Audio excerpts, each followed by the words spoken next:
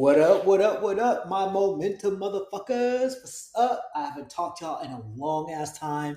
I haven't done a video in however long. I used to have a whole library of videos up, but I had to change that YouTube. But I think as we're starting to grow, it makes some sense to do a quick video.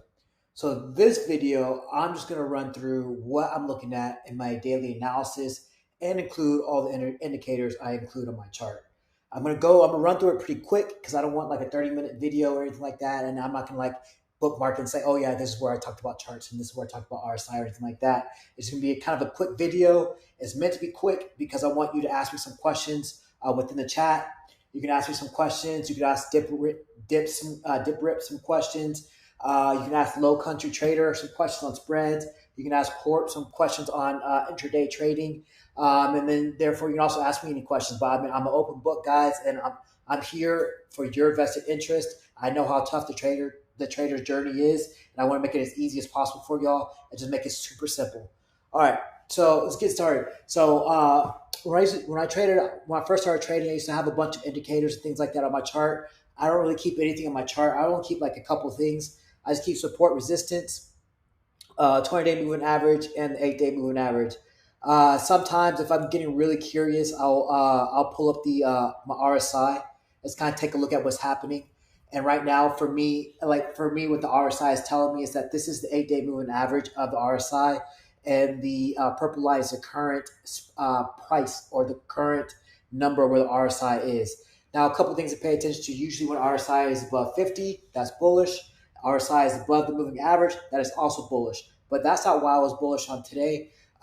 Lately, when I've been doing trading, things like that, I used to get very confused on, oh, should I be in calls or should I be in puts? I just basically simplify it and just go with the probabilities because you never know, right? So you might as well just go what the chart is showing you. So today I was bullish because the S&P 500 gapped up above the trend line. So now the price action is above the 20-day moving average and the 8-day moving average. So what does that mean? That means the S&P 500 is performing above past historical prices given the 8-day moving average and 20-day moving average. And I'll tell you what, if I was going to put money on anybody, I'd put money on something that's performing above average. If I was gonna take money away or bet against anything, that's when price action is below average. So basically, I just keep it real simple. All right, if price is below the trend lines, below the yellow line, below the blue line, I'm bearish, right? There's no point in being in any calls. Yeah, sometimes calls make some money, but most of the time they don't. And then basically when as you notice right here, you see how far price action got away from the moving trend line. Boom, that happened to be our bottom, and that was also OPEX of August 18th. You can see at the bottom of the screen, and we kind of pushed up here. And this one we pushed it very high, and then this is no surprise. Everybody's talking about September seasonality, how it was not a good month for stocks, and sure enough, what happened on September fucking 1st? The market dropped, right?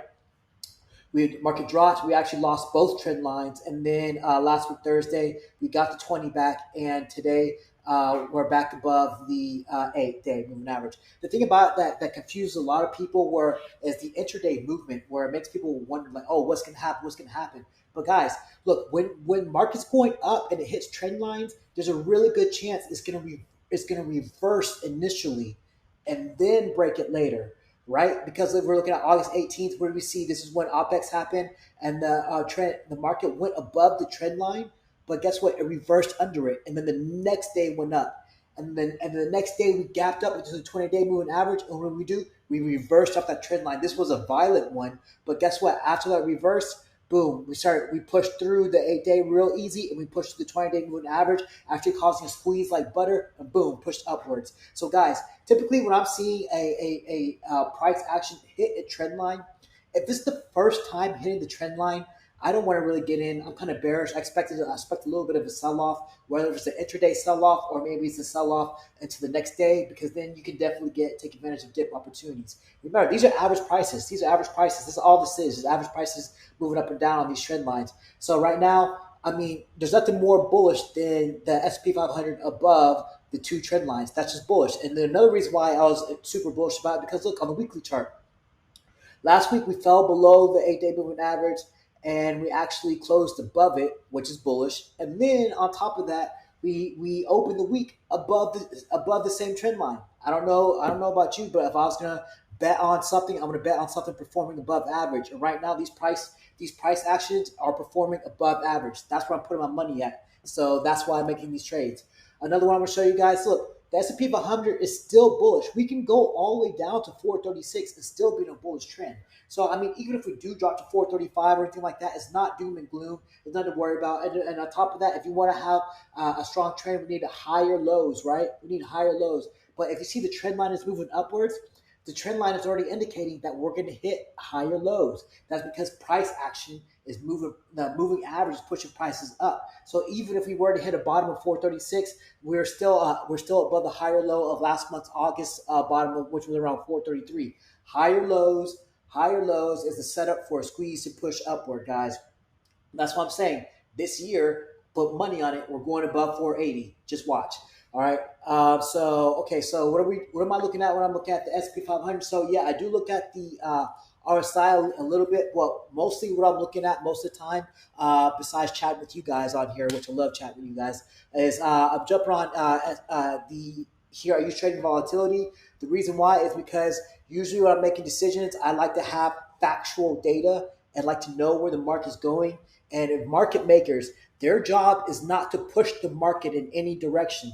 Their job is to complete transactions. They're the guys between your bid and your ask spread. When you sell your option contract, you're not selling it to somebody else. You're selling it to a market maker who is then finding somebody else to buy that sell position you're taking from, and vice versa. So market makers, believe it or not, they are not looking for a directional. What they're looking for is these huge positions of orders. I know they call it gamma exposure, but gamma is the momentum of delta. Delta is your probability of the option being in the money. Gamma is the momentum that pushes that probability. So as price goes in that direction, your momentum gamma exposure increases, and also your delta probabilities also increase, which means that you make money because you're closer to being in the money. So here's something I'm going to show you guys. I'm looking at the S&P 500 915. The reason why this is a big deal for me right now is because here's a couple things to look at. Price action is 446. Gamma flip. So gamma flip means market makers are now fueling the bulls when price action is around 447.74. Anything below 447.74, the market makers are more bearish. You're going to tend to see things sell off. You're going to see a lot of sell to rip. So below gamma flip, you usually see a lot of sell to rip. Above gamma flip, you see a lot of buy the dips and a lot of action going upward. Below the gamma flip, you see a lot of bears having control. That's because the market makers are inclined to move downward with the market under the gamma flip, and above the gex flip, they're inclined to complete orders above the number. Now, I just want to tell you something, guys. S&P 500 has daily expirations, so these are living charts. So this right now is static. If I were to refresh it right now, I keep two charts open. This one was open at 11:47, and this one is 10:58. So this one I haven't seen in about 45 minutes. So I'm going to go ahead and refresh the chart, see what it looks like. Oh, yeah, this one's also a 9. This one's also showing 9:11. So that's another thing about this expiration. It might take a while, but anyway. So wherever you see these big stats, market makers are driven to go in these directions, right? And here's the thing: you want to see negative gamma exposure. When you see negative gamma exposures, that means these tall stats are pulling like magnets. So they start moving in these directions to fill these orders. So you'll see like these 915. We see huge orders right here at 450. I'm gonna go ahead and pull up this chart. I'm trying to keep this short as possible. I can see right here, this one just completed. Why is the market? It was kind of at a neutral rating because this is today's expiration for the S&P 500. As you can see, 445 was support, but really 446 is where the orders, where the bulls and bears kind of have a fight, because this is net expiration, right? So if I would show you all the gamma all the gamma here. Let me show you here. I'll put gamma. Here you go. So this is the bear. So this is the bear side. This is the bull side. When I'm looking at 911, this is net.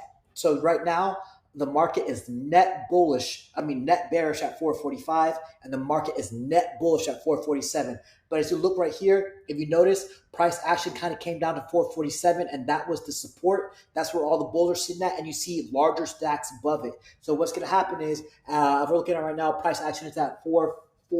We are now above the GEX flip. So that means market makers are going to want to push. We're above the GEX flip. Market makers want to push price action up going this way. If I were to refresh this in like another couple minutes, you'll actually see this. You'll actually see this side get smaller and this side get bigger as they're pushing the market upward with some momentum. So that's basically just how I follow options, guys. I'm just kind of like, I want to know where the market makers are inclined to complete transactions. And they're not necessarily directional. They're looking to complete transactions because market makers do not make money off of directions. They make money off of the bid and ask spread. That's their bread and butter. So they're looking for the places where they can complete the most amount of transactions and make money on the bid and ask spread. So they're the neutral guys, right? Hedge funds and traders like you and I, we're the ones who push the market directionally into these support and resistance lines, right? Market makers are just looking for orders to fill. Something else I want to share. Okay, so this is an Apple chart. This is something. So that was the S&P 500. This is an Apple chart. This is something I look at when I'm looking at individual stocks. These are kind of like how Apple momentum is set up for the week. Now, if you see here, the one day, I mean, the standard deviation, that's kind of like where price action kind of goes too far and things kind of close out at, or they reverse from, is 185 on Apple. Right now, see right here, if this is puts, these are the bears right here. This is not bearish. This is the net gamma bearish, net gamma bullish. So we bought the dip on 475, and you see right now that the market is pushing up to 185 because market makers want to complete transactions. So what are they going to do? We already came off this 175 bar. Where are we at on Apple right now? Let me just make sure. Yeah. So we already came off this 175 bar right here. So what they're going to do is start completing transactions. Their goal is to get up here and complete transaction at 185. The other thing about that is net all expirations going all the way out to where as far as expirations are going, most of the interest is at Apple 185 call. So that's going to push market makers to that direction. Why? Because they want to complete transactions. They're greedy and they're hungry for that bid-ask spread. So that's where they're going for. So these are the type of things I'm looking at for pre-market when I'm making decisions on a trade. I do that for even individual stocks. On top of that, I use unusual whales. This is why I was saying, hey, I'm interested in Amazon 160, 1020 calls because it is extremely cheap. Apple 120 calls. As you see right now, it has an open interest of 23,000 already. So there's already 23,000 contracts already bought up there. And it had about 50% of its volume, today already going for that. So meaning Amazon's bullish. So what does that say to me? Well, I mean, if I'm looking at Amazon right now, I'm like, okay, Amazon is above the trend lines, so it's bullish as fuck. It's currently breaking the trend line. If you look on the weekly chart, you know what? Amazon already tested this right here and sold off. It's about to go test it again. What I tell you about support and resistance. Typically on the first hit, it reverses, and the second time around, it tends to break. So Amazon's going to go break for 143. It's looking to go break 146 in the future. I don't know when it's going to happen, but it's going to happen. If you see right now, Amazon went and tested this monthly trend line, this monthly resistance tested it back in August, and it sold off from there, and it's going back to test it again. When Amazon goes to test this motherfucker, it's going to break, right? I don't know exactly when it's going to happen, but October 20th sounds like a really good time. And Apple 160 calls does not sound too far off. So that's kind of like some of the things I'm looking at. Also, right here, I keep this flow open because I like to trade contracts under $100. That's just me. That's just the way I like to trade. I don't care if I have a $50,000 account or if I have a $100,000 account. I don't give a shit. I'm not buying any contracts for more than $100 because I'm stingy as fuck. Especially when I'm doing debit spreads. Especially, I like to get them even cheaper with debit spreads. So, which I'll talk about in another video. I'm not gonna do it in this video because this video is already too long. But if you see here, you see Amazon calls coming in here. We have some big money going in here. Some big people are over here trying to bet against CHPT, $1.76 million. I haven't looked at the CHPT chart, but let's see what it looks like. CHPT, pull it up. Yep, sure enough, then you look at the chart, CHPT is getting its ass whooped right now. Somebody put $1 million puts on that. That means they were looking for CHPT puts for $6 puts. So this guy is currently already in the money. And when they put that much money down for these puts, they're not just betting just for a little bit. CHPT is definitely probably going to go find. It's probably looking for a support. Oh, it doesn't have a support.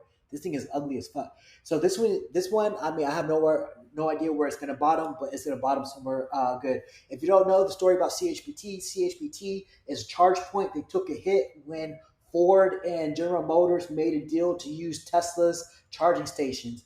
And CHPT is a charging station company, and they've been selling off ever since. They've been selling off even more violently when that news came out. So that's why they're taking a hit right now. That's why I'm not surprised to see it going down. So basically, what I'm doing is like, okay, so CHPT, like just straight off the bat, where's price action at? Price action at is below the moving average. It's below average. I would never put my money into something that's performing below average. Fuck that. Who do you think we are? We're traders. We're smarter than that shit.